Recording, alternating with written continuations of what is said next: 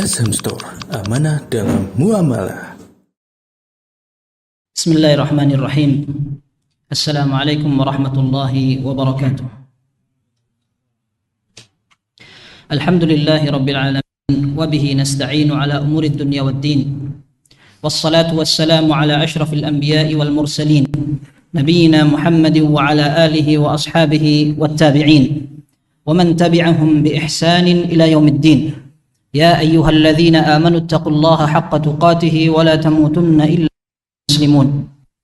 يا أيها الناس اتقوا ربكم الذي خلقكم من نفس واحدة وخلق منها زوجها وبث منهما رجالا كثيرا ونساء واتقوا الله الذي تساءلون به والأرحام الله كان عليكم رقيبا.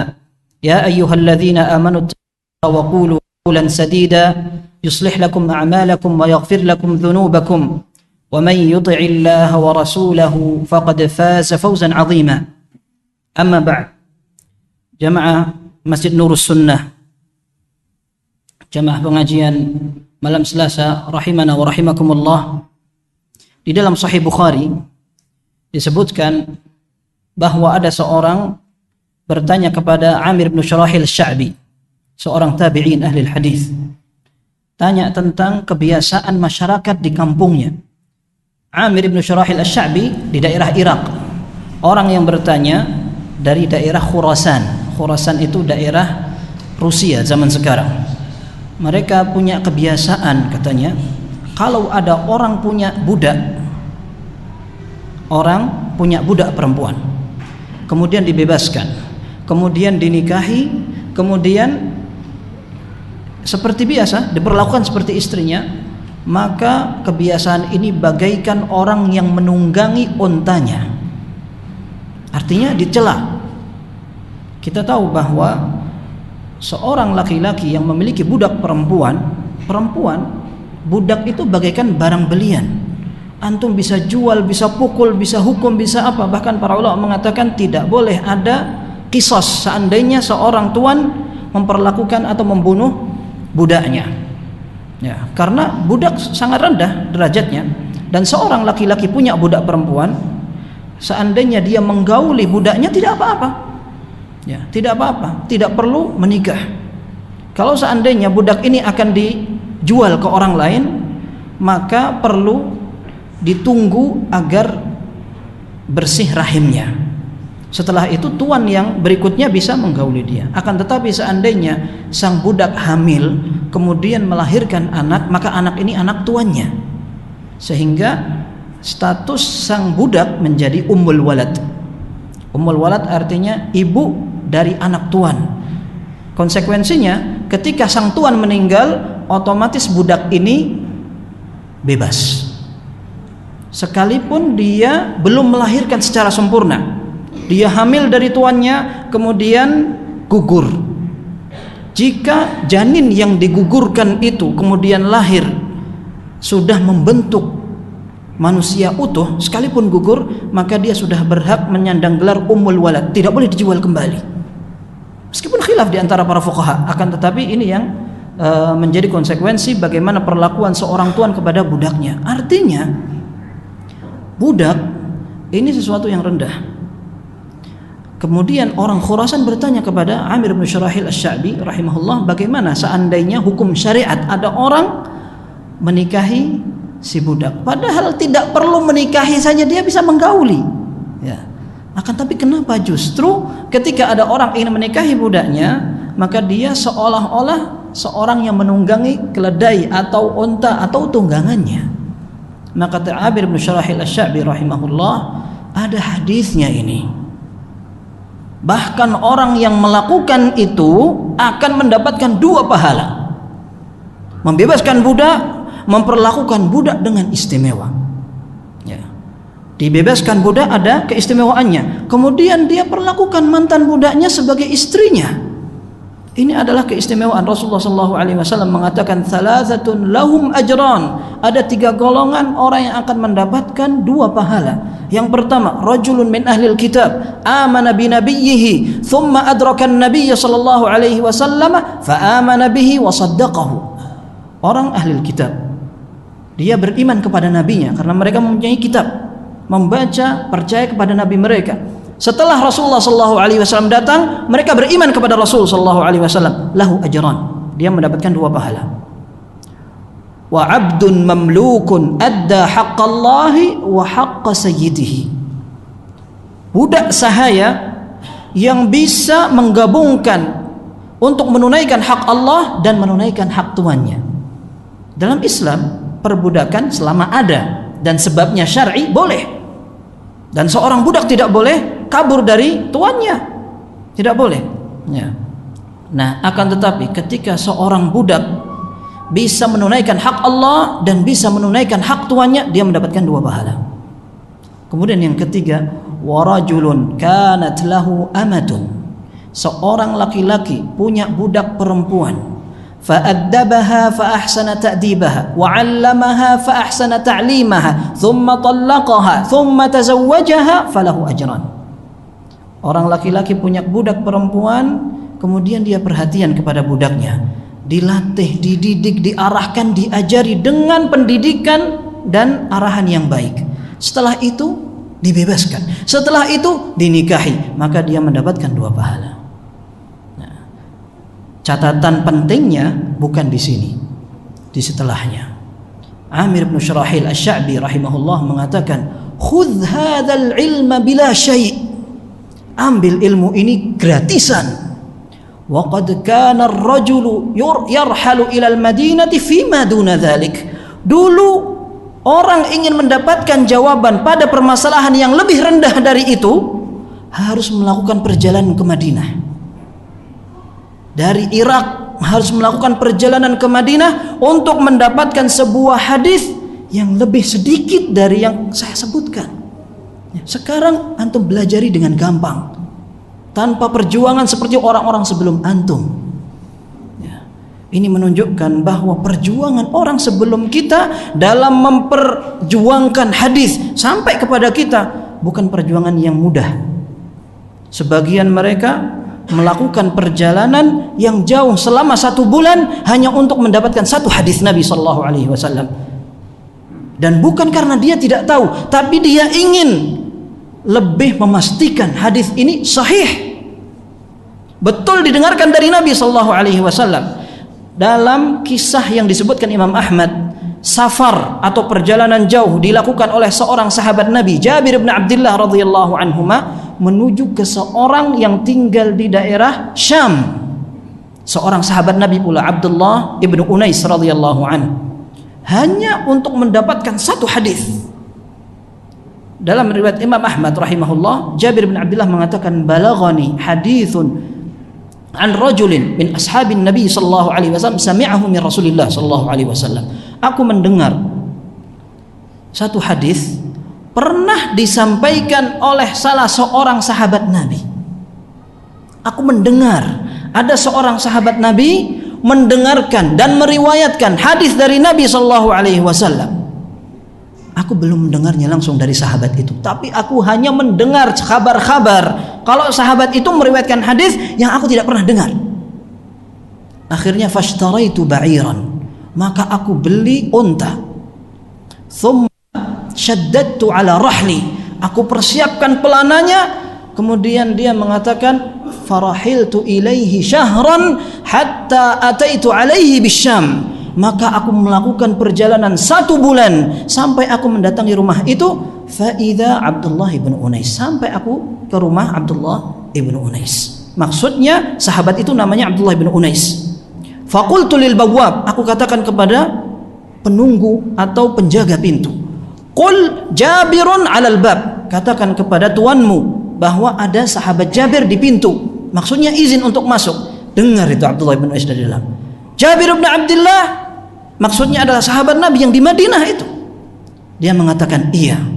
Fa kharaja fa'tanaqani wa'tanaqtuhu, maka ketika dia keluar, antum bayangkan kawan lama, belajar di marhalah nubuwah, sama-sama menimba ilmu dari Rasul sallallahu alaihi wasallam, kangennya bagaimana? Keluar dipeluk, saling berpelukan mereka. Kemudian Jabir mengatakan, hadithun balaghani annaka sami'tahu min Rasulillah sallallahu alaihi wasallam wa khasyitu an tamuta aw amut wa lam asma'hu minka. Ya. Ada hadis yang aku dengar kabar orang bahwa kamu meriwayatkan dari Rasulullah sallallahu alaihi wasallam. Aku khawatir aku mati duluan atau kamu mati duluan. Aku belum sempat mendengarnya dari engkau. Kemudian disampaikan hadis itu. Hadis tentang hari kiamat. Yahsyurullahu an-nasa yaumal qiyamati hufatan uratan ghurla. Allah Azza wa Jalla akan mengumpulkan manusia pada hari kiamat dalam keadaan tidak berpakaian, tidak berkhitan, dan tidak menggunakan sandal. Satu hadis membuat beliau safar, melakukan perjalanan jauh selama 1 bulan, siap untuk tatsabbut, ingin klarifikasi betul atau tidak hadis itu diriwayatkan oleh sahabat ini. Kita bayangkan bagaimana perjuangan para sahabat menuntut ilmu. Ya, sabar mereka, perjalanan jauh, terkadang sampai menghadapi kerasnya seorang guru. Ahlul hadis dari dulu dikenal orang keras, susah untuk menerima kebiasaan. Sekalipun ini merupakan pendapat yang perlu dirinci. Kebiasaan yang bagaimana, tradisi yang bagaimana. Seandainya tradisi itu bertentangan dengan syariat, memang tidak pantas diperjuangkan. Akan tetapi jika seandainya sebuah kebiasaan baik tidak bertentangan dengan syariat, para ulama mengatakan al-adat muhakkamah. Ya, tradisi itu bisa dijadikan sumber hukum, tidak apa-apa selama tidak bertentangan dengan syariat. Diceritakan dalam Siyar Alamin Nubala yang ditulis oleh Az-Zahabi rahimahullah. Beliau katakan ada seorang ulama di Irak, ahli hadis, namanya Ahmad ibn Mansur Ar-Ramadi. Dia katakan, satu saat kita ingin menimba ilmu ke daerah Yaman. Dia tinggal di Irak, mau ke daerah Yaman, ke tempatnya Imam Abdul Razzaq ibn Hammam As-San'ani rahimahumullah. Dia katakan, aku keluar bersama seorang ahli hadis dan kawannya, seorang ahli hadis pula, Yahya bin Ma'in dan Ahmad ibn Hanbal rahimahumullah. Kita keluar dan aku sengaja berangkat bersama mereka li akhdumahuma. Aku ingin membantu mereka selama perjalanan. Akhirnya mereka berangkat ke Yaman untuk belajar hadis. Sepulang mereka dari Yaman menuju Kufah, daerah Irak, Yahya bin Ma'in mengatakan, kita mampir ke seorang ahli hadis namanya Abu Nuaim Al-Fadl ibn Dukain rahimahullah. Seorang imam, kuat hafalannya, terpercaya orangnya, terkenal ahli hadis. Tapi kata Yahya bin Ma'in, urid an akhtabir ar-rajul, aku ingin mengetes dia. Kata Imam Ahmad, la innahu thabtun, enggak perlu dites, orang itu terpercaya, kuat hafalannya, tidak perlu dites. La sa'af'al, tidak, saya akan lakukan. Akhirnya 3 orang ini datang ke majlis Abu Nuaim Al-Fadl ibn Dukain rahimahullah. Ini disebutkan dalam Siyar Alamin Nubala, dan kitab Siyar Alamin Nubala merupakan kumpulan biografi para ulama. Disebutkan dalam biografi Al-Fadl ibn Dukain. Maka 3 orang ini duduk di depan Imam Abu Nuaim. Imam Ahmad di sebelah kanan, Ibnu Ma'in di sebelah kiri, di depannya Ahmad ibn Mansur Ar-Ramadi. Kata Yahya bin Ma'in, aku tuliskan 30 hadis dari hadis-hadis yang diriwayatkan oleh Abu Nuaim. Tapi aku kacaukan, aku campur. Di bagian akhir dari 10 hadis itu, aku campur dengan hadis yang lain. Sengaja aku ingin cek dia hafalannya bagaimana. Akhirnya dibacakan 10 hadis pertama, aman. Hadis ke-11, Imam Abu Nuaim mengatakan, hadza laisa min hadithi fadrib alaih. Ini bukan hadisku, coret dia. Mulai lagi sampai 20 hadis aman. Berikutnya ingat beliau kemudian mengatakan, hadza laisa min hadithi fadrib alaih. Ini bukan hadisku, coret lagi. Yang ketiga, dia sadar, ana dikerjain ini. Fanqalabat ainahu, maka matanya berbolak-balik, marah dia, bangun. Kemudian Imam Abu Nuaim memegang tangan Imam Ahmad. Amma hadza fa awra'u min an yaf'ala hadza. Orang ini dia akan berhati-hati, tidak mungkin dia ngerjain ana seperti ini. Wa amma hadza, kalau Ahmad ibn Mansur ini, fa aqallu min an yaf'ala hadza, dia tidak lebih berani untuk mengerjakan ini. Wa ma yaf'alu hadza illa hadza as-sani'. Ini kerjaannya Yahya bin Ma'in, ditendang sampai tersungkur, kemudian marah masuk ke rumahnya. Dalam sebuah riwayat dikatakan, maka Yahya bin Ma'in bangun. Kemudian dikatakan oleh Imam Ahmad, alam aqul laka innahu thabtun, aku kan sudah bilang sama kamu, gak usah dites-tes, dia ini hafal. Kamu seperti itu gitu. Kemudian dia bangun, dalam sebuah riwayat kemudian dicium jidat Yahya bin Ma'in, diciumnya kepala gurunya Abu Nuaim Al-Fadl bin Dukain rahimahullah. Kemudian beliau mengatakan, jazakallahu anil islami khairan, semoga Allah membalas kebaikan engkau untuk kaum muslimin, jasamu dalam memperjuangkan hadis Nabi SAW. Famithluka yuhaddits, orang seperti antum yang berhak untuk menyampaikan hadis Nabi SAW.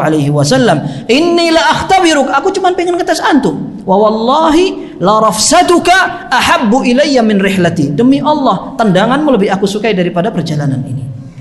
Ya. Bagaimana mereka memperlakukan hadis Nabi SAW, perjuangan mereka menghafal, menerima, memahami, kemudian menyampaikan.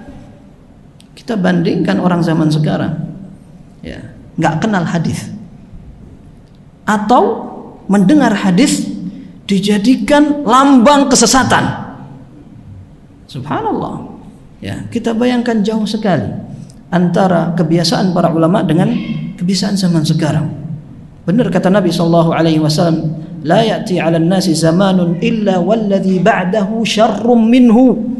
Tidaklah bergulir waktu untuk kaum muslimin manusia kecuali yang setelahnya lebih buruk dari sebelumnya. Kata Al-Hafidz Ibnu Hajar rahimahullah, aku mendengarkan tafsiran dari sahabat Ibnu Mas'ud, aku mendapatkan tafsiran dari hadis ini, athar dari Ibnu Mas'ud radhiyallahu an, la ya'ti 'alan nasi zaman illa walladhi ba'dahu aqallu 'ilman min alladhi qablahu. Tidaklah bergulir waktu kepada kaum muslimin atau kepada umat secara umum kecuali yang setelahnya lebih sedikit ilmunya daripada sebelumnya, semakin jauh dari masa kenabian. Padahal kalau kita lihat asar pertama atau nasihat pertama dari Asy-Sya'bi, ambil ilmu ini gratisan. Dulu orang untuk mendapatkan satu hadis harus melakukan perjalanan jauh. Zaman sekarang nggak usah perjalanan, tinggal browsing. Ya, ilmunya di rumah, nggak pengajian nggak apa-apa, anak kan lihat YouTube. Ya. Tapi subhanallah, pernyataan seorang alim Az-Zuhri, Ibnu Syihab Az-Zuhri rahimahullah, beliau mengatakan, man ramal ilma jumlatan dhahabat anhu jumlah. Orang yang ingin belajar ilmu bongkoan itu langsung banyak gitu, nggak mau pelan-pelan, nggak mau sedikit-sedikit, langsung ambil semua, nanti yang hilang juga sama banyak. Bayangkan orang pengen belajar instan, orang ingin belajar yang gampang dengan cara yang cepat, langsung pinter, ya, maka ilmu yang hilang akan semakin banyak. Maka dalam salah satu nasihatnya para ulama mengatakan, ini Al-Khatib Al-Baghdadi rahimahullah dalam kitab Al-Faqih wal Mutafaqih, ada firman Allah Subhanahu wa taala, wa qala alladhina kafaru laula nuzzila alaihi al-Qur'anu jumlatan wahidah kadzalika linutsabbita bihi fuadaka warattalnahu tartila. Orang-orang kafir mengatakan kepada Nabi, kenapa Al-Quran ini tidak diturunkan langsung saja, sedikit-sedikit, ngapain orang harus nunggu wahyu belum turun, kelamaan. Orang kafir mengatakan demikian, kan, tapi Allah Azza wa Jalla jawab mereka, demikianlah kami turunkan Al-Quran dengan bertahap agar hatimu semakin mantap, semakin yakin, dan kita akan tartilkan Al-Quran ini setartil-tartilnya. Kata Al-Khatib Al-Baghdadi rahimahullah, ayat ini merupakan dasar yang paling dalam untuk seorang talibul ilm dalam belajar.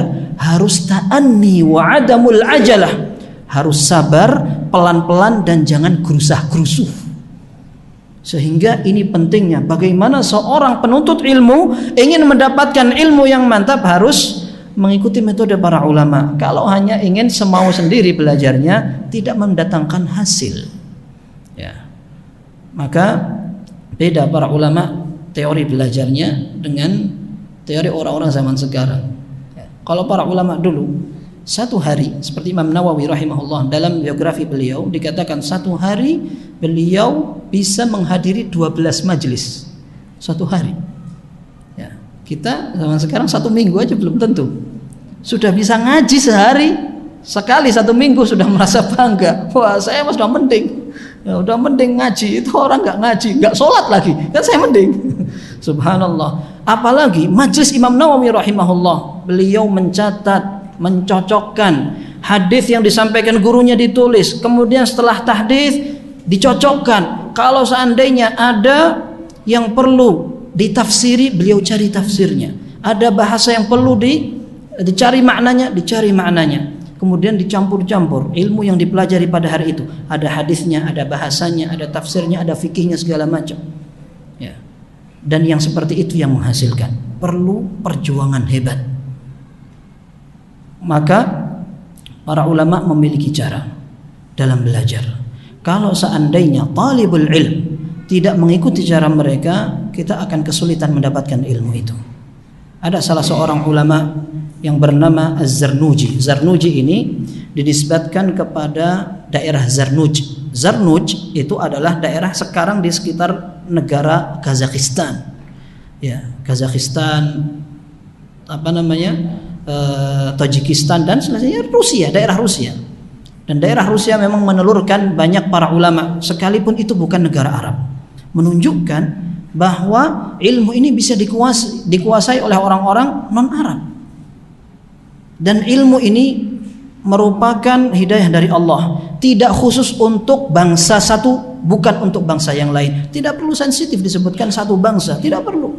Ilmu ini untuk bersama. Semua ingin masuk surga, dan Allah Azza wa Jalla buka peluang untuk masuk surga lewat ilmu. Maka dengan keadilan Allah Subhanahu wa taala, semua berhak untuk bisa belajar. Dan kita pernah sampaikan di Masjid As-Siddiq bahwa orang yang mendapat petunjuk dari Allah, bisa mempelajari agama, dia telah mendapatkan petunjuk di atas petunjuk. Seperti disampaikan oleh Al-Ajurri rahimahullahu taala dalam kitab Akhlaqul Ulama. Beliau katakan Allah memuliakan manusia dari semua makhluk yang lain. Setelah itu Allah pilih di antara manusia beberapa orang yang mendapatkan hidayah. Di antara orang yang mendapatkan hidayah, dipilih lagi oleh Allah Subhanahu wa taala orang yang siap belajar agama. Ya. Ini menunjukkan bahwa orang yang siap belajar ilmu agama itu pilihan. Ya. Bahkan Hafidz Ibnu Hajar rahimahullah menyebutkan orang yang tidak tertarik belajar agama berarti dia sudah terhalangi dari segala kebaikan. Karena Rasulullah SAW menyatakan, "Man yuridillahu bihi khairan yufaqihu fid din." Orang yang ingin dikehendaki kebaikan oleh Allah akan dipahamkan agamanya. Orang itu akan dibuat paham terhadap agamanya, tidak dibuat kaya, tidak dibuat pejabat, tidak dibuat banyak istrinya, banyak anaknya, ya. Akan tetapi dipahamkan agamanya. Kata Hafidz Ibnu Hajar, berarti ada kilas balik dari hadis ini. Berarti orang yang tidak tertarik belajar agama, kasihan dia, terhalang dari berbagai kebaikan. Ya. Kalau ada pembagian uang di masjid subuh nanti, semua jamaah dapat 5 juta. Ada orang nggak dengar, ente nggak beritahu ana ya, galil adab ente. Kalau nggak diberitahu gitu, rugi kan? Ini ada pintu surga kita nggak dikasih tahu. Ya, betul seperti itu. Dan perhatian seseorang terhadap ilmu akan menunjukkan bagaimana kadar keimanan dia. Ada seorang ulama, dia terlambat sholat, ketiduran. Orang yang tidak melakukan sholat jamaah karena ketiduran ma'dzur, dimaklumi dia karena ada uzurnya. Akan tetapi dia merasa kehilangan sesuatu yang sangat berharga. Kata beliau, ini disebutkan dalam Syiar Alamin Nubala kalau tidak salah, atau dalam kitab Al-Kabair Al-Zahabi. Beliau katakan, hanya satu orang alim yang bertakziah kepada saya. Dia bertakziah kepada saya karena saya ketinggalan sholat jamaah 1 waktu saja. Seandainya ada salah satu orang keluargaku meninggal, yang takziah beribu-ribu orang. Ya. Kata beliau, memang perhatian orang terhadap urusan dunia lebih besar dari urusan akhirat. Buktinya kalau saya ketinggalan sholat, yang bertakziah kepada saya cuma satu orang, itu pun seorang alim ahli ibadah pula. Padahal kalau ada yang meninggal, mungkin yang bertakziah banyak sekali. Nah, maka ikhwah sekalian, belajar itu merupakan salah satu bentuk hidayah dari Allah Azza wa Jalla. Salah seorang ulama mengatakan, Az-Zarnuji tadi, beliau mengatakan, wa kullu man akhta'a at-tariqa dhal wa la yanalu al-maqsuda qalla aw jal. Orang yang salah dalam menempuh teori belajar, maka dia akan tersesat, dan dia tidak akan mendapatkan cita-citanya sedikit atau banyak. Kalau orang sekarang mengatakan yang penting filter saya akan saya pakai, saya kan bisa membedakan antara yang baik dan buruk, saya mau belajar sendiri sudah, buka internet, saya akan belajar setiap hari buka internet. Dia belum tahu internet itu keluar apanya, bukan hanya masalah maksiat, akan tetapi ada syubhat di sana. Ada berbagai kerancuan berpikir. Kalau syahwat saja bisa menghancurkan kebaikan seseorang, karena itu penyakit hati. Para ulama mengatakan penyakit hati ada dua. Penyakit hati ada dua, yang satu syahwat, yang satu syubhat. Yang syahwat ini bisa menghancurkan orang. Aslinya dia orang yang baik, orang yang suka ke masjid, gara-gara terjerumus ke dalam syahwat, hancur mentalnya. Tidak lagi dia pede untuk berkumpul dengan orang-orang yang baik. Tapi syubhat lebih bahaya. Buka internet, ada pengajian, dia ikuti terus, ternyata pengajian itu pengajian sesat, dan bisa menjadi salah satu penyebab seorang terjerumus ke dalam kebid'ahan yang berbahaya. Di antara contohnya, ini kasus nyata, ana udah sering sampaikan. Ada kisahnya tahun 2015 kalau tidak salah, 2015 di Arab Saudi. Ada orang anak tentara, dia tentaranya akhirnya sudah pensiun, kakak adik, dan di dalam rumah ini ada sepupu mereka, memang diayomi oleh ayah mereka. Kemudian sepupu mereka ini hidup bersama, kecil sampai besar. Kemudian sepupu mereka ini masuk tentara, tapi dua orang ini tidak. Seperti biasa mereka bertiga main acara apa, akrab. Suatu saat di kesempatan hari raya Idul Adha, orang Saudi biasa kalau ada acara liburan begitu, mereka keluar ke padang pasir, bawa karpet, bawa teh, kopi, makanan apa, kesibukan dan kejenuhan mereka habiskan dengan seperti itu. Mereka hadapi dengan refreshing yang modelnya seperti itu. Kalau kita kan pergi ke pegunungan, pantai, mereka nggak punya pegunungan, akhirnya mereka datang ke padang pasir saja. Satu saat di kesempatan Idul Adha, mereka bertiga keluar. Ini sudah besar semua, yang satu sudah tentara, yang dua pemuda. Sampai di tengah padang pasir, mereka cari batu besar. Di balik batu, tiba-tiba sepupu mereka ini diikat tangannya. Diikat, kemudian yang kakaknya mengeluarkan senjata laras panjang, adiknya ngambil gambar dari video. Kemudian dia mengatakan, sungguhnya saya sudah baiat kepada orang yang di sana. Siapa itu? ISIS. Dia katakan bahwa orang yang mau dengan pemerintah, orang yang tidak berhukum dengan hukum Allah, orang seperti ini seperti kafir. Dan tentara itu termasuk orang yang membela orang-orang kafir. Dan saya diperintahkan untuk membunuh orang yang seperti itu, dan ini adalah salah satu dari mereka. Kasihan sekali, saudara mereka, sepupu mereka nggak bisa apa-apa, hanya menggunakan kaos dalam dan celana putih, kemudian diikat di belakang begini, jatuh duduk bersimpuh begitu. Dia bilang jangan dapat ditembak depan kamera. Kamera ditembak, mati sudah, tanpa perlawanan sama sekali, diikat. Setelah itu video ini diunggah, langsung sampai ke pihak-pihak berwenang di Arab Saudi, dikejar mereka dalam hitungan detik, dalam hitungan menit, dikejar, kemudian dikepung dari atas dan dari darat, melakukan perlawanan sampai beberapa tentara terkena. Setelah itu kakaknya tertembak di situ, meninggal. Tinggal adiknya terluka, ditangkap, kemudian diobati. Setelah itu akan dikisos atau diberlakukan hukum di Arab Saudi. Bapaknya ditanya, 2 anak saya itu akrab-akrab saja. Tidak ada indikasi sama sekali orang itu akan nyeleneh, tetapi dia pendiam. Cuman akhir-akhir ini dia sering membuka internet. Dan dia belajar dari internet itu. Rupanya dapat dari situ dia. Kena syubhat sampai akhirnya yakin, kemudian sampai melakukan salah satu tindakan. Ini mirip dengan yang diceritakan oleh Syekh Saleh Suhaimi hafizahullah. Beliau cerita ada seorang awam jamaah masjid. Sana orang awam itu artinya orang bukan talibul ilm ya. Sholat tetap jenggotan, tetap orangnya taat ibadah. Hanya dia diuji anaknya tidak mau sholat. Berusaha dinasehati, suruh hadir pengajian, diajari nggak bisa. Tapi satu saat dia pulang dikabari sama ibunya, ya Aba Fulan abshir, wahai ayahnya anak kita, ya ada kabar gembira, anakmu sekarang sudah rajin sholat. Masya Allah, senang dia. Tidak berapa lama tiba-tiba ibunya bilang lagi, ya Aba Fulan, anakmu mengkafirkan kamu. Ya. Tidak berapa lama ibunya bilang, wahai Aba Fulan, jangan sentuh aku, kamu kafir. Apa-apaan ini? Jangan sentuh saya. Kemudian si ibu ini pengen beres-beres, mau keluar dari rumah itu.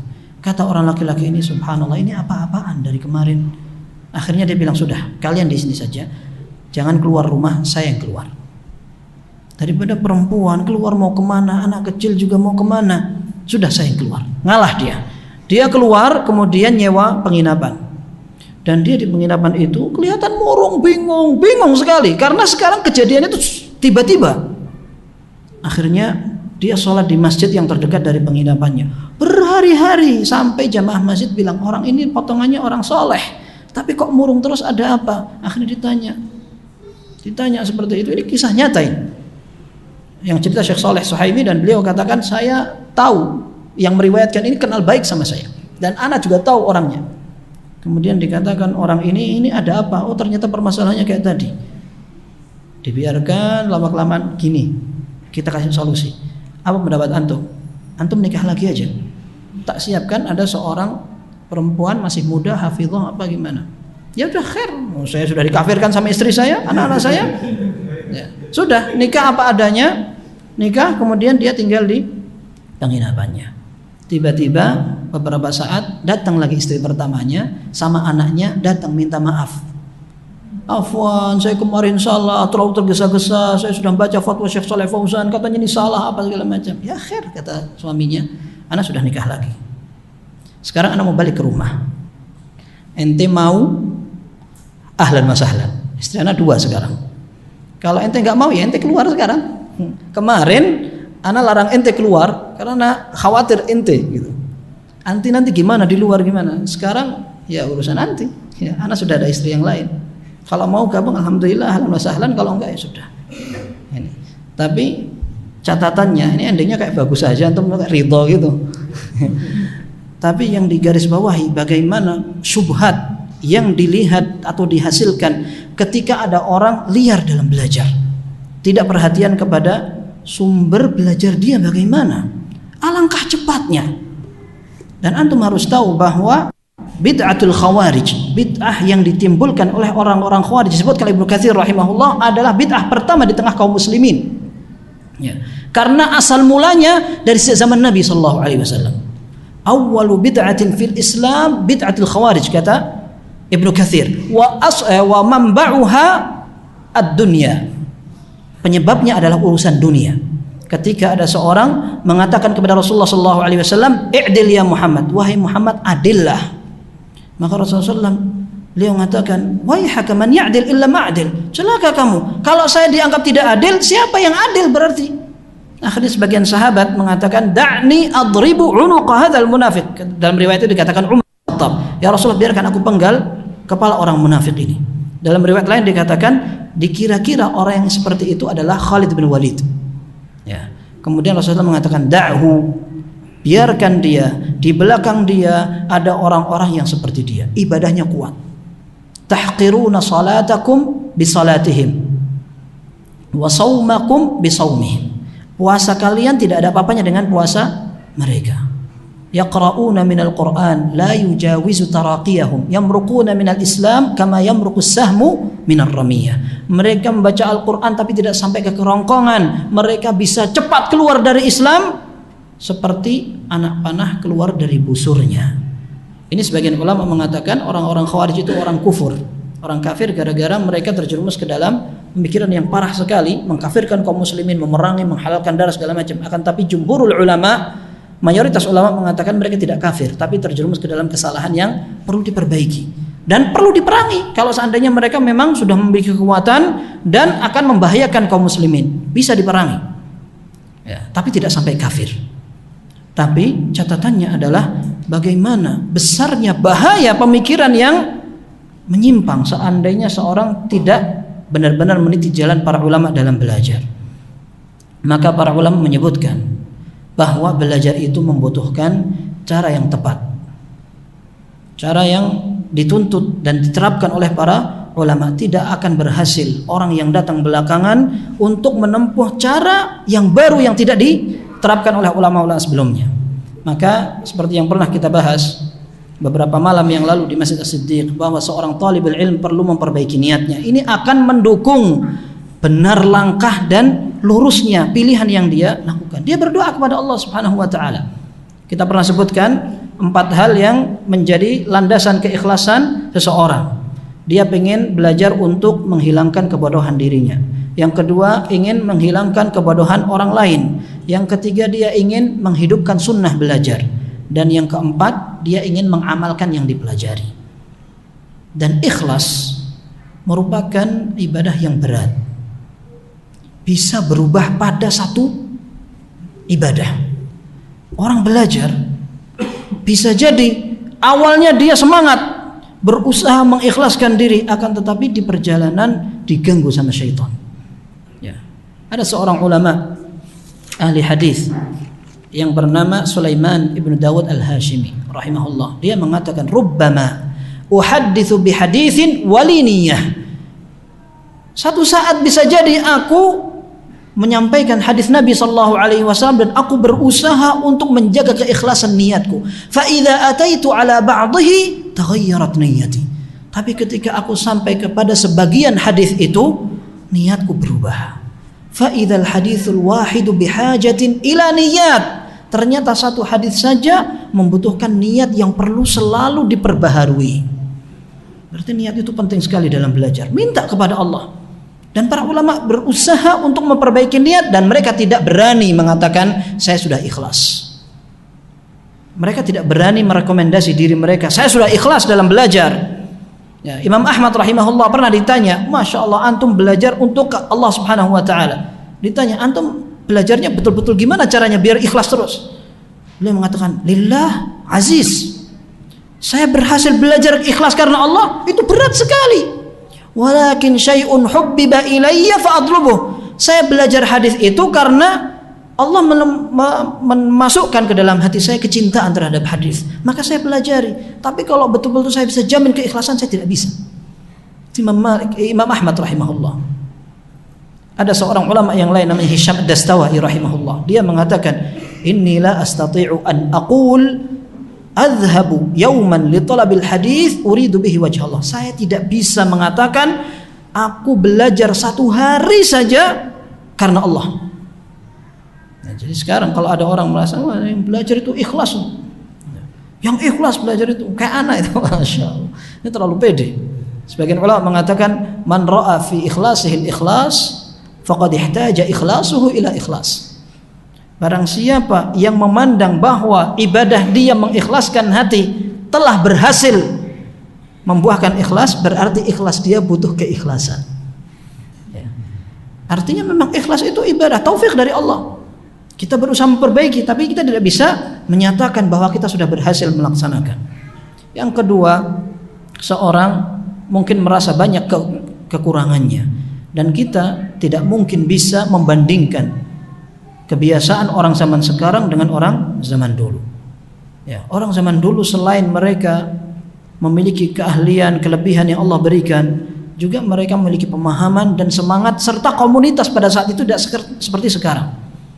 Ya, akan tetapi masing-masing memiliki peluang sesuai dengan kemampuannya. Maka yang dijadikan patokan adalah yang pertama, seorang berusaha untuk melakukan yang bermanfaat. Yang kedua, seseorang selalu minta pertolongan kepada Allah. Dan yang ketiga, jangan sampai gampang putus asa, menyerah.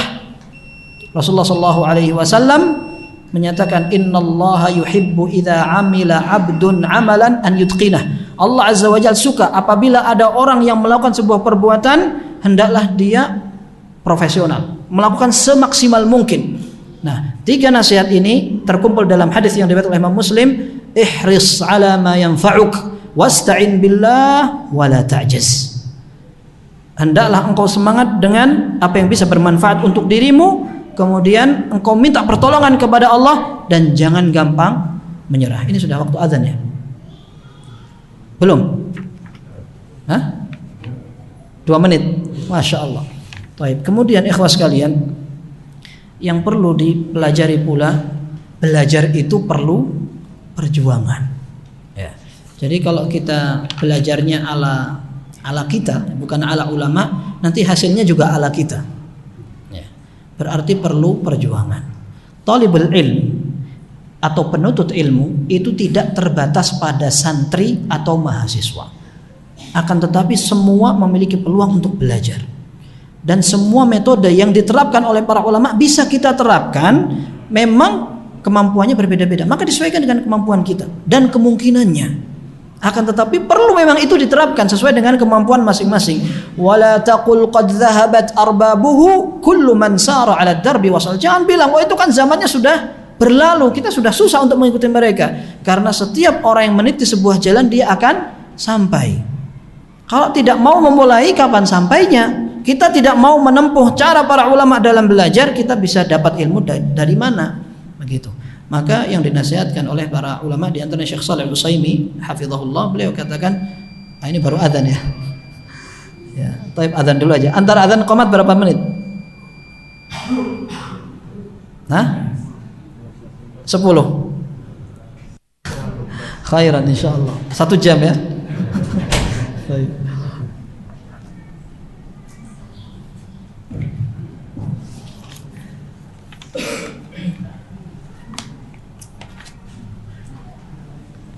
Allahu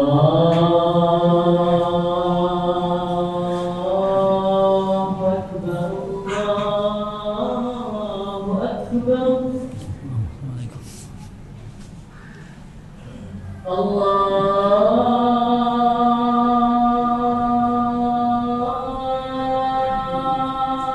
Akbar, Allahu Akbar.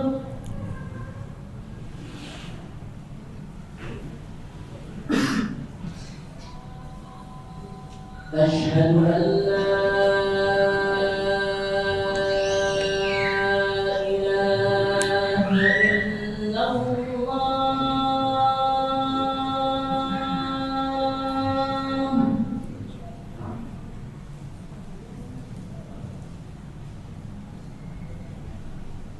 أشهد أن لا إله إلا الله.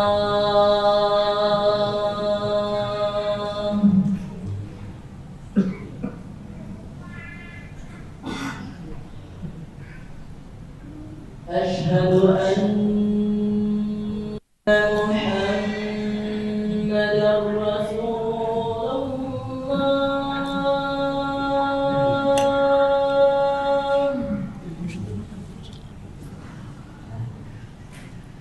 أشهد أن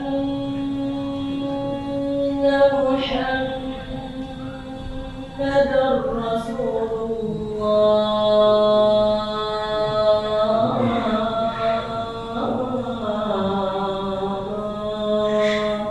Asyhadu anna Muhammadar Rasulullah.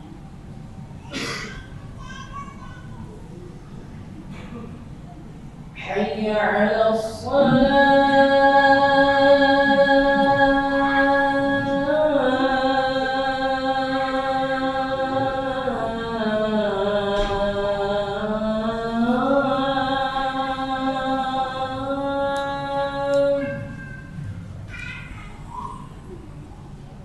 حي على الصلاة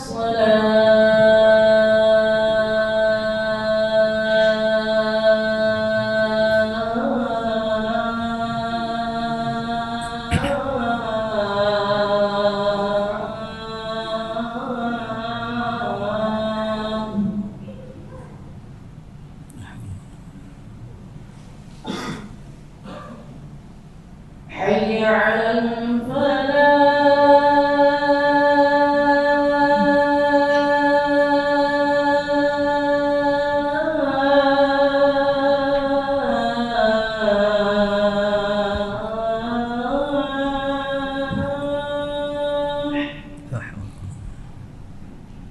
حي على الفلاح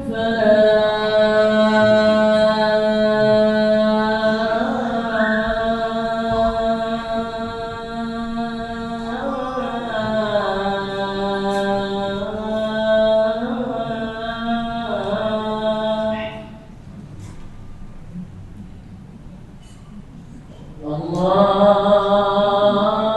أكبر الله أكبر لا إله إلا الله La ilaha illallah.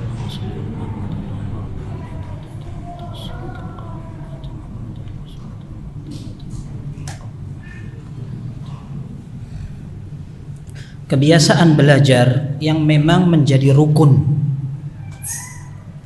Yang menjadi rukun dalam belajar adalah menghafal.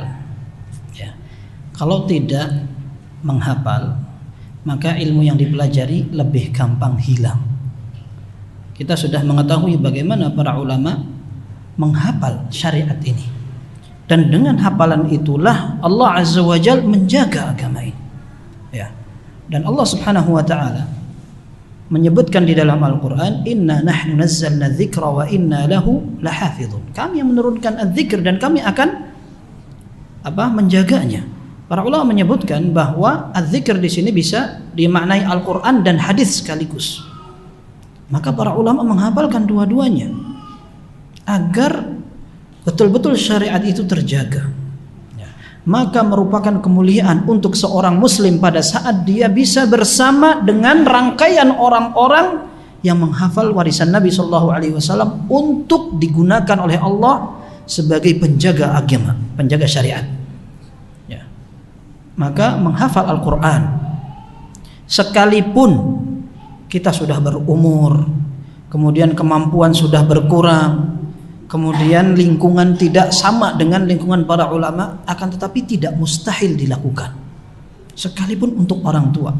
Ya, saya sudah pernah sampaikan pengajian khusus tentang masalah talibul ilm wa hifdzul Quran, seorang penuntut ilmu dengan hafalan Al-Quran. Hafalan Al-Quran itu tidak khusus untuk anak kecil, apalagi untuk anak pesantren, tidak, tapi orang tua pun bisa. Ya, ada orang yang tinggal di Dubai, ya, orang tinggal di Dubai, dia usianya 52 tahun. 52 tahun baru melihat ada daurah atau diklat penghafal Al-Quran, tertarik dia. Akhirnya dia punya tekad, saya harus hafal Al-Quran, dan berhasil dia. Setelah itu dia arahkan anak-anaknya, berhasil pula, 5 orang anaknya bisa hafal Al-Quran.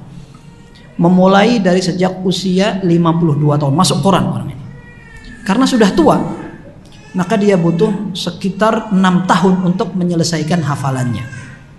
Baru dia sempurna menyelesaikan hafalannya usianya 59 tahun. Ada yang lebih tua dari itu, seorang militer angkatan udara di Sudan. Dia mengajukan pensiun dini, kemudian setelah itu ada aktivitas lain. Setelah itu dia mendatangi masjid yang ada TPA-TPA-nya. Tertarik dia. Ada guru yang ngajari anak-anak kecil baca Al-Quran, maka dia tertarik untuk belajar. Setelah 60 tahun dia mulai menghafal Al-Quran dan hafal. Ya. Itu memang kelebihan dari Allah. Akan tapi kita ingin memperlihatkan bahwa menghafal Al-Quran di usia tua tidak mustahil. Kalau seandainya kita tidak bisa hafal semuanya, paling tidak ada yang kita hafalkan. Ya. Jangan kalau sudah disuruh imam dorong-dorongan gitu. Ya alhamdulillah di sini ada imam tetapnya. Tapi kalau pas kayak pandemi kayak kemarin, ya satu rumah nggak mau jamaah, ya keluarganya nyuruh suaminya, oh saya nggak bisa ngaji, gimana mau jadi imam? Ya masa yang pinter istrinya jadi imam? Nggak bisa, sudah sholat sendiri-sendiri. Ya, ini kan kasihan sekali, dalam satu rumah tidak ada yang hafal Al-Quran atau tidak ada yang bisa baca Al-Quran satu orang pun sampai nggak bisa jamaah, kan kasihan sekali. Padahal ada beberapa rumah mubadzir di situ hafal Quran semua, ya nggak mubadzir. Akan tetapi ini miris sekali. Ya. Sudah mestinya orang Islam tidak bisa melepaskan diri dari Al-Quran. Ya. Maka talibul ilm ketika ingin berhasil memang harus menggunakan otaknya, ada yang dihafalkan. Baik. Kalau tidak hafal Al-Quran semuanya, sedikit tidak apa-apa. Dan kalau kita mau mulai dari sekarang, tahun depan ada hasilnya. Ya. Ramadan nanti ada hasilnya. Beda loh, terawehan kita punya hafalan dengan tidak punya sama sekali. Ya. Sudah kekenyangan buka, imamnya panjang, kita nggak hafal juga. Dah jangan sholat masjid itu, cari yang pendek-pendek aja. Orang baca kulhu sama wailul likulli humazatil lumazah. Ya. Mau baca wailul likulli humazatil lumazah, keliru. Wailul lil mutaffifin, aduh salah. Jadi panjang. Jadi hafalan itu harus ya, harus ya. Kita perlu mengkhususkan waktu untuk menghafal sehari satu ayat. Ya, kalau orang bilang sehari 1 juz, sehari 1 ayat, antum hafalkan sendiri di rumah, nggak usah ikut-ikutan program-program kayak gitu. Antum hafalkan sendiri di rumah, hidupkan keharmonisan rumah tangga dengan ibadah yang syar'i di dalam rumah. Ya, baca Al-Quran, hafalkan. Kalau bacaan saya masih cepat sekali, kalau seandainya kita merasa bacaan kita masih perlu diperbaiki, perbaiki, tidak apa-apa. Baca Iqra tidak apa-apa. Saya pernah juga ceritakan di pengajian saya itu, ada seorang ibu-ibu, dia di kantor nggak bisa baca Al-Quran sama sekali, nggak bisa. Dari nol dia belajar Iqra, huruf per huruf, terus sampai dia bisa hafal 2 juz. Dan dia pejabat di kantor itu. Kawan saya mau masuk pakai sandal, ditolak sama satpamnya. Ente mau ketemu siapa? Ibu itu. Yang bener itu. Ditelepon ke atas, oh iya betul dia mau ngajari saya ngaji. Dibisikin sama satpamnya, besok-besok kesini pakai sepatu mas ya. Ya. Dia ngajar sampai dia hafal 2 juz ibu itu. Sampai dihajikan itu kawan saya. Bayangkan, dari nol putul ya, sampai hafal, mungkin. Yang lebih dari itu, mu'allaf, antum coba lihat, banyak sekali kan mu'allaf. Mu'allaf itu tugasnya banyak. Dia harus belajar dari awal, alif, ba, ta. Tapi karena mereka kebanyakan rata-rata semangat, sekian tahun hafalannya banyak. Loh ini yang Islam dari lahir, nggak tambah-tambah hafalannya. Ya, kan sayang sekali. Ya, ada orang kaya, kekayaannya dari warisan. Dengan orang yang miskin kemudian kerja semangat sampai kaya. Kalau seandainya kekayaan itu bisa menyaingi orang yang dari warisan itu, kan itu sudah menjadi kesuksesan besar untuk si pengusaha daripada orang yang kayanya hanya warisan, ya kan? Apalagi kalau yang warisan ini bangkrut, kemudian yang ini sukses, kan timpang sekali. Orang Islam dari lahir tidak mau belajar ngaji dengan orang mu'allaf yang baru ngerti Islam, dia semangat. Nggak ada Islam warisan itu, nggak ada. Kemudian masuk surga juga warisan itu nggak ada. Harus belajar benar-benar. Wallahu akhrajakum min butuni ummahatikum la ta'lamuna syai'a. Allah mengeluarkan kalian dari perut ibu kalian dalam keadaan tidak tahu sama sekali. Kalau kita nggak mau belajar, nggak bisa. Dan Allah memberikan kita kemampuan. Buktinya surat An-Nas hafal kan? Padahal tadi nggak hafal. Gimana caranya? Lupa dulu gimana ngapalnya, hafal sendiri. Ya. Tapi sekarang usahakan. Ya, surat-surat pendek kita bisa hafalkan. Kenapa yang panjang tidak bisa? Bisa. Dimulai saja. Kemampuan kita terbatas tidak apa-apa. Sekarang mulai 1 ayat. Ya. Ramadan nanti usahakan misalkan saya sudah setengah juz amma. Dari surat An-Nas naik Al-Falaq, naik Al-Ikhlas, bacaannya diperbaiki. Kemudian sampai surat Al-Fajr lumayan. Kalau ada imam baca la uqsimu bihadzal balad enggak bingung, saya hafal, dengerin. Ya. Maka hafalan harus. Ini belum kita berbicara tentang hafalan hadis ya. Untuk yang masih muda-muda, yang tua juga tidak apa-apa sama. Dibiasakan menghafalkan hadis. Hadis innamal a'malu binniyat wa innamal likulli imri'in ma nawa. Bunyal Islamu ala khamsin syahadati an la ilaha illallah. Dibiasakan seperti itu ya. Itu akan menggugah kecintaan kita kepada syariat lebih banyak daripada hanya biasa saja dengar pengajian. Ya nanti kalau semangat saya datang kajian, kalau enggak. Nah ilmu itu perlu perjuangan ya. Jadi hafalan itu menjadi modal terkuat ya. Syekh Utsaimin rahimahullah mengatakan semua yang kita pelajari ini biasanya akan hilang kecuali yang kita hafalkan. Kalau hanya sekedar pelajaran kelas, ujiannya selesai hilang ya. Itu padahal dihafalkan. Kita kalau di kampus-kampus itu ada istilah usbu'ul ulama, pekan ulama ya. Hari tenang sebelum ujian itu orang betul-betul kemana-mana bawa buku, ke restoran, ke lapangan, ke masjid bawa buku. Itu kalau antum tanya itu semua dari definisi sampai dalil sampai pembahasan yang paling pelik ngerti. Habis ujian lupa biasanya ya. Nah tapi kalau seandainya seseorang membuat kebiasaan seperti itu terus, maka dia akan betul-betul terarah untuk menjadi seorang talibul ilm ya. Ini disebutkan oleh para ulama, kullu ilmin la yadkhulu ma'aka al-hammamu fala ta'uddahu. Ini disebut oleh Abdur Razzaq As-San'ani rahimahullah. Setiap ilmu yang tidak bisa masuk ke dalam hammam, ke dalam toilet bersama kamu, berarti jangan dihitung ilmu. Maksudnya yang dihafalkan. Antum kan nggak mungkin bawa mushaf, bawa Al-Quran ke dalam toilet kan nggak mungkin, kan nggak boleh. Ya, maka ilmu yang bisa dibawa ke dalam hammam, dibawa toilet itu ilmu benar, maksudnya dihafalkan. Seperti itu. Dan para ulama orang-orang yang menjadi contoh teladan dalam hafalan. Bahkan tidak hafal Al-Quran menjadi catatan miring. Ya, ini disebutkan oleh Syekh As-Sadhan dalam Ma'alim fi Thariq Talabil Ilm. Beliau mengatakan salah satu contohnya ada seorang alim, dia menulis buku, alim hafalannya kuat, disebutkan thiqatun thabtun hafizun masyhurun lahu awham. Dia adalah seorang terpercaya, hafalannya kuat, terkenal dan seorang imam, tapi beliau punya beberapa hafalan yang keliru. Qila innahu kana la yahfazul Qur'an. Katanya dia tidak hafal Al-Quran.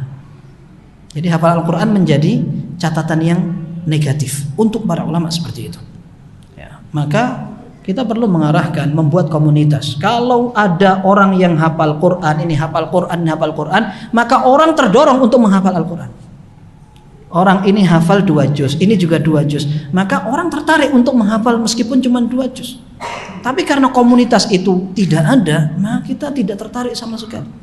Kita orang Indonesia ya, orang Indonesia ketika sampai ke Madinah ketemu orang Afrika, orang Mesir, orang Yordan, orang Yaman, kok pinter-pinter, hafalannya wakeh. Saya dulu ketika sudah menghafalkan Al-Quran, saya pengen masuk ke Fakultas Al-Quran, karena katanya Fakultas Al-Quran itu disyaratkan betul-betul harus hafalannya kuat. Tapi saya mikir, karena banyak senior juga mengarahkan kamu masuk hadis aja. Saya pikir kalau masuk hadis saya punya modal yang lebih banyak dari kawan-kawan saya, karena saya sudah hafal Al-Quran, tapi saya masuk hadis. Ternyata kawan saya di hadis banyak yang hafal Al-Quran, banyak sekali. Bahkan bukan hanya Al-Quran, hadis banyak dihafal, syair banyak dihafal. Kata anak kita, kenapa terlambat sekali ya? Karena memang ternyata di masyarakat Indonesia kurang terarah untuk itu. Antum kalau tahu orang-orang Afrika fasilitas hidup mereka jauh lebih rendah dari orang Indonesia. Ini terlihat di segala aspek. Negara mereka, penghasilan mereka, kebiasaan mereka, sampai ketika haji kelihatan. Standar haji itu biasanya masing-masing negara punya standar masing-masing. Indonesia itu paling tidak mereka penginapan yang dekat dengan Masjid Nabawi atau Masjidil Haram, kalaupun jauh tidak jauh banget. Kemudian standarnya sudah hotel atau penginapan yang layak gitu. Tapi ternyata kalau melihat negara-negara lain, kasihan sekali. Penginapannya jauh, ada yang di atas gunung, kemudian cuma penginapan yang sederhana, karena memang negara mereka fasilitasnya seperti itu kemampuannya. Tapi subhanallah, dengan segala keterbatasan itu mereka bisa menuntut ilmu dengan lebih besar. Kita kok kenapa kalah dari mereka? Kita ingin memperbaiki, ya. Kita ingin memperbaiki seperti itu. Kemudian yang kedua, ikhwas sekalian, tadi kita membicarakan masalah hafalan. Yang kedua adalah perlunya membiasakan saling belajar bersama. Ya, belajar bersama. Kamu sudah ngaji apa? Ngaji seperti ini. Apa yang dipelajari? Seperti ini. Tukar menukar. Para ulama mengatakan hayatul ilmi bil mudzakarah. Ya, ilmu itu bisa hidup dengan saling bertukar pikiran, bukan debat kusir. Kalau debat kusir habis sudah ilmunya. Ya, debat kusir itu pokoknya enggak, menurut saya begini, tidak ada manfaatnya.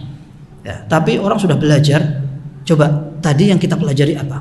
1, 2, 3, 4. Seperti itu akan menguatkan maklumat yang kita serap. Ya. Dan Imam Az-Zuhri rahimahullah mengatakan, innama yudhibul ilma an-nisyanu wa tarkul mudzakarah. Yang bisa menghilangkan ilmu itu adalah lupa. Tadinya sudah ingat, sekarang lupa, itu wajar. Kalau tadinya nggak ingat, namanya sekarang bukan lupa. Nggak tahu dulu, nggak tahu sekarang lupa. Ya. Jadi yang bisa menghilangkan ilmu itu adalah lupa dan tidak mau berdiskusi dalam ilmu yang sudah dipelajari. Tapi yang terakhir adalah bertanya. Bertanya juga penting. Ya. Kata Syekh Saleh Al-Utsaimin hafizahullah, orang yang menghafal itu ibarat orang yang menanam. Menghafal yang dipelajari itu seperti orang menanam. Setelah itu dia berdiskusi dengan kawannya, itu seperti orang yang menyirami. Setelah itu dia perlu bertanya dengan hal-hal yang perlu ditanyakan, itu bagaikan orang yang berusaha untuk memupuk dan membiarkan tanamannya semakin berkembang. Bahkan tingkat semangat seseorang dalam bertanya menjadi bukti dan tanda seberapa perhatian orang terhadap ilmu. Kalau ada orang malas bertanya padahal tidak tahu, maka akan terlihat perhatian dia dalam ilmu syar'i memang sedang rendah. Ini pernah disampaikan oleh Sufyan Ats-Tsauri rahimahullah. Satu saat beliau mendatangi sebuah tempat, kemudian beliau bosan di situ. Seorang imam sekelas Ats-Tsauri rahimahullah di situ mubadzir, nggak ada yang tanya, nggak ada yang belajar hadis kepada beliau, sampai beliau mengatakan kepada kawannya, iktarli akhruj min hadzal balad, hadza baladun mata fihi ilm. Ayo kita keluar dari negara ini. Negara ini mati ilmunya karena jarang orang bertanya. Pada saat kaum muslimin semangat untuk belajar ilmu, ketika datang seorang syekh di negara-negara Arab, syekh datang itu betul-betul ditanya dia apa gimana, dicatat apa segala macam. Datang ke Indonesia orang biasa dulu, ketawa. Kasihan sekali. Syekhnya aja bingung. Kalian tertawa-tertawa saja. Apa yang saya kamangkan ini memang lucu gitu. Ya. Tapi ala kulli hal, ini merupakan kebiasaan para ulama. Mereka belajarnya serius. Kemudian ada metodenya, perlu perjuangan, menghafal, membaca, perlu menulis ya. Ya kalau Imam Bukhari hafal, dia dengar hafal. Karena lihat banyak Imam Bukhari di sini, masya Allah. Ya, mudah-mudahan keluar hafal semua. Allahumma barik. Tapi ala kulli hal, mudah-mudahan apa yang kita belajar bermanfaat dan Allah Azza wa Jalla memberikan kita kemudahan untuk menerima ajaran Nabi Sallallahu Alaihi Wasallam. Kemudian kita terapkan dan perlu kesabaran dalam belajar. Semoga Allah Subhanahu Wa Taala meridai kita, dan ini yang ana dapat sampaikan. Kurang lebihnya mohon maaf. Sallallahu wasallam baraka nabiyina Muhammad wa ala alihi wa sahbihi ajma'in. Subhanakallahumma bihamdika asyhadu an la ilaha illa anta astaghfiruka wa atubu ilaik. Walhamdulillahirabbil alamin.